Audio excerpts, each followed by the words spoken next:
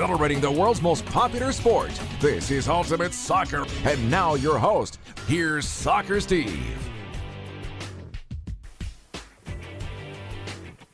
It's the back end. And it's the front end. What do you reckon? Give you the old side profile. Yes, it's two stripes one side, one stripe the other side, but that is rather startling, eh? So welcome in, guys, welcome in. I'm going to be using a couple of cards tonight just to keep me in sync, but big thank you to the subscribers, big thank you to everybody who mailed in and joined in this question and answer, and we're going to have a lot of fun with this. First question that we will answer, or email, it comes from a lady viewer or a lady member of the family, guys, and we do have a lot of the girls joining this, so get ready. We've got news of the women's national team at the end of this. You will see Janine Becky score a goal that most guys, men, will be proud to score. Wait till the end of the show for that one, and a little bit of commentary from yours truly, but got to tell you, things are happening in the world of Canada. Hi to you, how you doing? I'm doing great. I'm missing the game of soccer with Team Canada, but we've got games coming in March. By the way, March. Yeah, March 27th, BMO Field, Jamaica. There you go, now you know. There you go, now you know. It's Jamaica, BMO Field, March 27th. It's going to be a sellout. See you red. Yes, we're going to have Jamaican fans there and love them. Love them. But sadly, this time around, Jamaican fans, you're going nowhere. Enjoy the party, but it's going to be a red day. It's going to be a sea of red. It's going to be fantastic in Toronto again. And the home of Canadian soccer, BMO Field, that's where it should be. So keep it there. And I've got to say, like, I'm still buzzing. I mean, we're on top of the league and we're like so far ahead, it's unbelievable. We only need one more point from 3 games and it's qualified, yeah. And I expect 6 points minimum. 7 points would be good. But I really think we're going to finish on top of the group. I really do. So keep it here, keep it clear. But, oh, people. Oh, it's fantastic. It really is fantastic. And I've got to say, the women's national team, wait for that goal at the end of this. Welcome in. First thing we're going to talk about is Elaine. And Elaine's email. Get a load of this. And the first email comes in from Elaine. Elaine writes, "Hi Steve, I've been watching your YouTube videos and have enjoyed your enthusiasm. I've watched football a bit, but mostly our Canadian women at the Olympics. I can't say I know much about the game, but the past while watching the men's national team has me hooked. I love underdog stories. Here's some questions I have." Here we go. What do players do who are not on other teams during this long break to keep the momentum? One of my fears is this long break. How do the players get right back to form? Is there going to be an issue for us to get that team spirit again? Is it up to the coach or the players to get that momentum back again like before this long break? Can breaks hurt a team or help? I would just love to see them win and win many more. Thanks, Elaine. Thank you, Elaine. That was a brilliant post. Thank you. Hey, and don't forget, March 27th, BMO Field, Canada, Jamaica. Now, looking at a few questions, because Elaine brought a few questions, so I've got to go to the cue cards here. The Canadian men's national team has her hooked. It doesn't have just you hooked, Elaine. It's got us all hooked. It's absolutely unbelievably bloody good. So, Elaine, we're sharing that passion with you. We are all hooked on this. It's just dynamite. It's absolutely brilliant. We've never had it this good, and you see it too. So do we. She loves the underdog. The underdog, I love the underdog too. The underdog reminds me of Canadian Championship. You know, Forge FC. Coming through against the MLS clubs, winning the whole shebang, going into Champions League, all sorts of good stuff. It reminds me, David and Goliath is that theme. FA Cup, teams from nowhere can take on the big team. So who doesn't like an underdog? I love underdogs. Love them. So, got to share that with you too, Elaine. Your fear of the long break, you know what? Everybody was worried about that. I had a lot of people talk about that. I had a lot of people question me about that. And I always said, listen, these guys, their fitness is all about them. They know what they're doing. The training regime, the nutritional regime, it's not a problem. They've got this down all year round. Games or not, they keep themselves in condition, because whether they're with a team right now or whether they're with a team not right now, like Doniel Henry, who's unattached, you keep yourself in shape so that you're ready to go any given time, just in case your agent finds a club for you, yes? Because every player's got an agent, and if your agent's worth his salt, most are not, but if they are, then you're going to end up having a phone call. And I've shared a lot of talking about phone calls with players over the years that it came out of the blue. But you've got to be ready, so you've got to stay in shape, you've got to keep your touch, and you've got to keep your passport ready to rock and roll. So another big point, Elaine, fantastic. And the fear of the long break, I say this much, that was answered in the last window when we got another 3 wins. 6 wins back to back. Ooh! How many more wins are we going to get? Is it going to be another 3? Ooh! That would be lovely. That would be lovely. And breaks. You know what? Finally on the breaks, Elaine, got to say, sometimes when you get that momentum built up and you've got that consistency and everybody's loving it and doing great, sometimes you want to keep that consistency going. And sometimes you don't want to break. But sometimes a break is not a bad thing. And right now, when we had that dilemma in the last 3 games when we didn't have Steven Eustachio and we didn't have Alphonso Davies. Alphonso, whoa! Alphonso, whoa! He keeps the ball in play, destroys Panama's day. Alphonso, whoa! Stevie. So Alphonso, Stevie Eustachio, they weren't there having a laugh. But you got to say, when you don't have guys turn up, you're going to have guys step up. And every time Canada's had guys not turn up, we have had guys step up. The strength in the squad is the proof in the pudding, and we got lots of proof in this pudding that this squad does step up. Not to mention Johnny the God Herdman keeping us on track. It's fantastic. It's absolutely fantastic. So, got to say, great questions, Elaine. Fantastic. But Canada is hungry for more, and we ain't stopping. And Qatar is the next big competition we're going to be in, and we're going to be playing in the Nations League too. And we've still got 3 games to finish in qualifying and friendly games before the World Cup. Things are looking really good for Canada. Brilliant. Thank you, Elaine. Next up, DJ Knox. DJ writes, March 24th through 30th is going to be one hell of a soccer ride. I think I will need to book that week off and pick up some streaming subscriptions and a good digital recorder. What a week that is going to be. Everything from Canada being relegated to a playoff against OFC to breaking the top 30, and Bowl 3 will be in play. If I can find the time, I might produce a match-by-match probability calculator for Canada.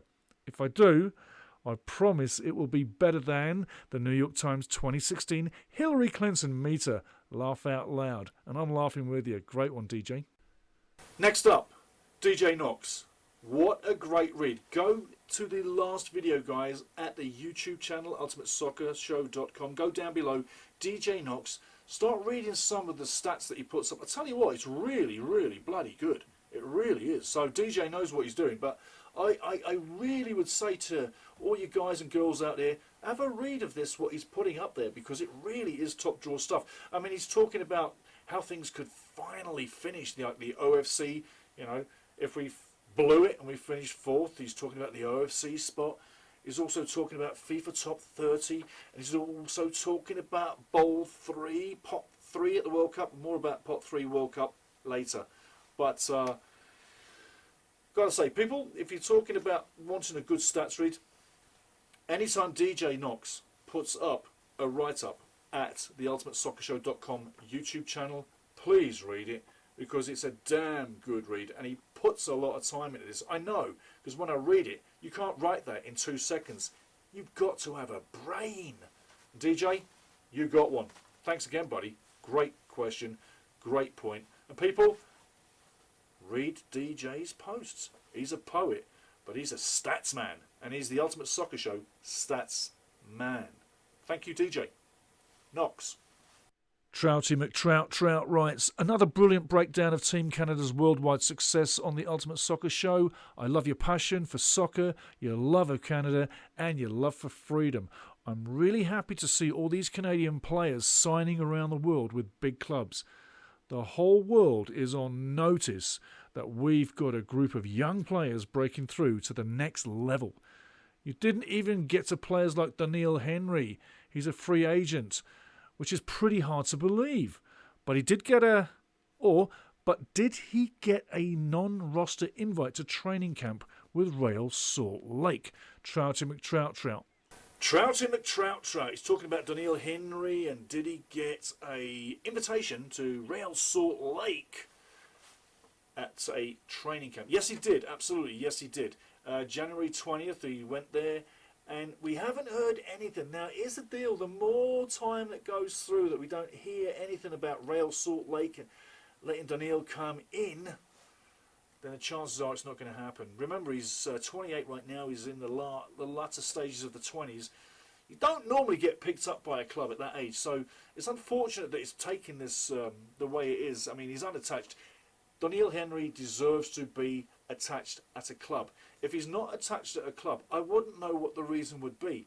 Every time he steps up for Canada, he's played blindingly good. So hopefully, with Team Canada getting better and better every second, and more games coming through in a year, maybe Daniil gets a few more games, maybe someone notices him, and maybe he goes to the World Cup and somebody does notice him. Super Strike 9 writes, saw that Canada are now up to 33 in FIFA rankings, our highest ranking ever. Great to see, and let's keep climbing up. Let's keep climbing up. Where to go, Super Striker 9? I say... Super Strike 9, great point. I said months ago that Canada would probably be 20 by 2026, the 2026 World Cup. I didn't say by 2022, but I did say a couple of weeks ago that Canada would breach the 30 mark the way they were going, because they were 40, now we're 33. I mean, come on. How far away is it? So Super Strike 9, great point, but I'm saying with the form moving as we are, if we get some good results in the last couple of games in qualifying, then we do well in Nations League, and then we do really sort of reasonably well with the pre-World Cup friendlies to keep our form up and keep points up, then yeah, anything's possible, man. And we're 33 now. I did say 20 by 2026. I'm thinking 29, 28 by the World Cup. Have a look at that in 8 months' time. November, December, Qatar World Cup. Yeah, we're going there. We're there. And I'll tell you now, we're going to shock them and we're going to scalp a big team. Yeah. Watch it happen. We're going to make history. So there you go. But Super Strike 9, yeah, that's what I'm thinking. And we got games in 2022 to make that happen. Great point, buddy. Smallosaurus Rex writes, great video. I'm so excited for March. Who do you think is the most underrated Canadian player on our team? Again, Smallosaurus Rex. Smallosaurus Rex writes with who is Canada's most underrated player. I say that there's a couple of players that you could look at that. Maxime Crepeau in goal, Alistair Johnson in defence, Liam Fraser in midfield. There's three guys there that are totally not flying under the radar, but they probably don't get the praise that they're deserved. However, everybody on this Canadian team is a stellar player. They're all heroes. They're all putting in a shift. No one's backing down. No one's taking a step backwards. They're all fighting for Canada, and they're all in a battle all the time. Whether it be physical, mental, focus, it doesn't matter. They're all in the game all the time. It's absolutely amazing. So I don't think you can say there's one player that's underrated. I think there's a few players that may not get the praise, is what I'm saying. But we've got a squad. And that squad's proven its workload, its strength, its quality in 11 games. And over 4 years in the build. So, no. Now comes a time where I don't think we've necessarily got underrated players.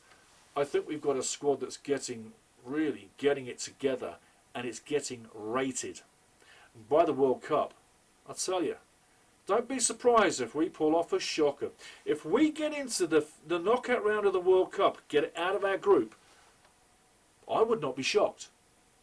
We are good enough, we've got strength, and we're cheeky enough to upset the big players and the big teams in the world. And I think we can, and I think we should, and I think we will. And I'm looking forward to it, and so should you. Willie Zumbardo writes, my question is, what are your thoughts on the possibility for Canada to land in pot 3 for the World Cup? Thank you, Willie Zumbardo. Next up, Willie Zumbardo. Willie writes, what are the chances of getting into pot 3? The chances of us, Canada, being in pot 3 for the World Cup? I say the chances now are really realistic. Had we have been, per se, where Panama are, with their 17 points, then I say we'd be a few points higher. We probably would still be like in the mid-50s, maybe high 40s. And you don't get pot 3 there. What I'm boiling down to, what I'm saying is that to get into pot 3, you need to be minimal the low 30s in the FIFA rankings. We're now 33. With some decent form from now to the end of the season, like I said earlier, running in now the last 3 games qualifying, the Nations League, then pre-World Cup friendlies. If we continue to keep good form, we'll stay in the low 30s, and I perceive that we'll go into the high 20s. If we keep developing our number and get close to 29, 28, we'll definitely be in pot 3. I cannot see us being in pot 4. It would be an absolute sham. And for everything that this team has done, it is working and heading towards pot 3. That's what I'm saying, Willie. So, Willie Zumbardo, we are going to pot 3. If we keep the great form, I think we can. I don't think there's any reason why that should stop. Great question, buddy. Rick James writes, my question is where the John Michelangelo statue will be built. What city? Does Canada even have a Football Hall of Fame spot? Because that would be a good destination for it.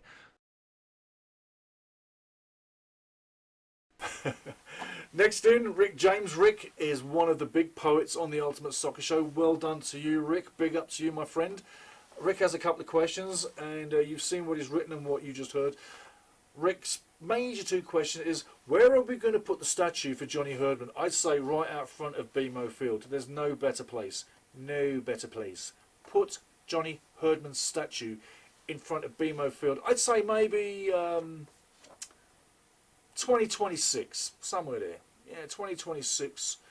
Give it another couple of years, but I think you'll see that it's going to be worth it.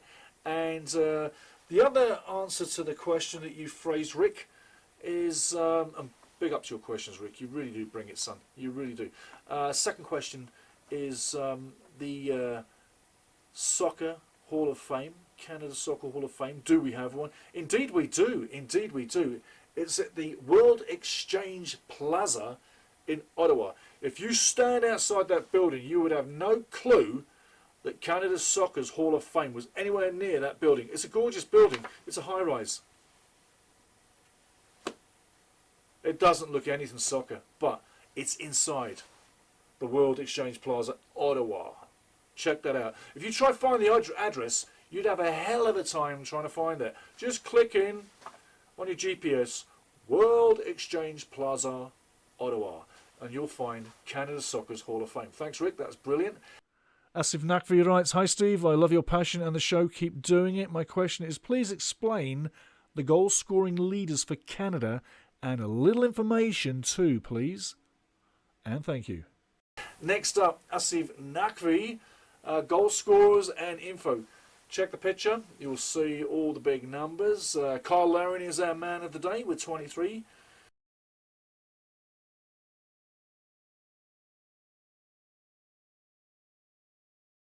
But he's done it in 7 years. Dwayne Di Rosario just below him on 22. It took 13 years to get his 22. It took Dero 13 years because he didn't have a supply line. Team Canada is nothing but supply line, and it's counter-attack genius teamwork. Fantastic football. It is electric, and it sets me on fire every time. Not just the guys, but the girls too. It's absolutely bloody amazing. So, take a look at the scores. Now, I'm going to bring 1 point to you. You can take a look at the numbers. Pause the screen and have a look at them numbers. But one guy I'm going to bring to you, Jonathan David. Yeah. He's got 20 goals in 4 years. Kyle has 23 in 7 years. JD, my man JD, has done it in half the time. Who do you think eventually is going to be the biggest, greatest goal scorer for Canada? I'm putting my money on JD. I love Kyle, but I'm putting my money on JD because I think he's going to be the man. So, Asif Nakhvi, thank you very much for your questions. That was awesome, buddy. And yeah, take a look at the numbers, have a read, and you'll see a little bit. And that's the top 10. There's much more. There's a link down below for even more. Check that out too. Yeah. And finally, that game I promised you, the highlights from the England versus Canada game from Middlesbrough, England, during the first round of games from the Arnold Cup. There's 3 rounds of games. Canada will next play Spain and Germany in the next 2 games, and then we'll decide who wins the tournament. It's an invitational by the English FA, and I've got to say, should Canada win that, that will be quite a feather in your cap. But for now, I've got to say, it's been a fantastic time to take your questions. I'm going to throw 2 questions back at you now, just to end this off. The first question is your aspirations for Team Canada. Where do you want to see Team Canada in the World Cup? What do you think is possible for Team Canada at the World Cup? And secondly, what are your aspirations for Team Canada players around the world? What do you want to see happen for Canadian players around the world? Both men and women. Both men and women. So let's just think it's just one. And I've got to say, I've got my personal wishes for the future, but what are yours? Again, thank you very much for joining in. Thank you for the emails. Thank you for the input, guys. And let's make sure we get to 1,000 subscribers super fast, because when we do, we go live every day and you get to talk bang, live, straight up. You ask the question, boom, it comes back at you straight away. That's why we're making these moves with the new cameras, the new mics, and a few other things in the background to make it even better for everybody. And remember, it's not about me, it's about us. We are one. One is all we are, and we are going to the World Cup. The next show, we're going to be talking about the World Cup itself in Qatar. The next show after that, we're going to talk about the 3 games in March. And after that, we'll be talking much more about the pre-game each game and a post-game each game. And in between, we may well show you a video of the days when football was not so easily viewed on the terraces. That's all I'm going to say at this stage. But those who've watched the shows before know what I'm talking about. But guys, thanks very much for tuning in. I love every minute of this. Thanks for your interaction. And hey, have a great weekend. Have a great week. Have a great day. Whatever you're going to do. But if you're going to do it right. And do it up royally. Thanks, guys. Have a great day. And tune in again. And show me and tell me down below what you want me to do next, or what your questions are, or what you're thinking. Thanks again, guys. Go Canada, go. Canada women's national team taking on England at Middlesbrough in the Arnold Cup. Corner to England. Cross comes across. Sheridan doesn't make good connection. Millie Bright fires it straight back in. No knuckles. Just fingernails. And Bright on scene, fires it right in the corner where you can't go. Ashley Lawrence breaking through, you can't stop her. Ball comes across, one more touch, comes over to Janine Becky, takes a touch and into the top corner. You're not stopping that, you're not stopping that. Great first touch, great finish. Watch this, Lawrence comes across, fortuitous as it gets to Becky, first touch kills it, touches it, measures it, and in it goes. Watch this now, last time now. Lawrence passes it across. Janine Becky takes that first touch. Second touch kills the defence. Third touch into the top corner. Away it goes. One more time looking at this one. What a beautiful finish. Touch. Curl it in that top corner. Beautiful. Next games for Canada, Germany and Spain. This is Ultimate Soccer with Soccer Steve.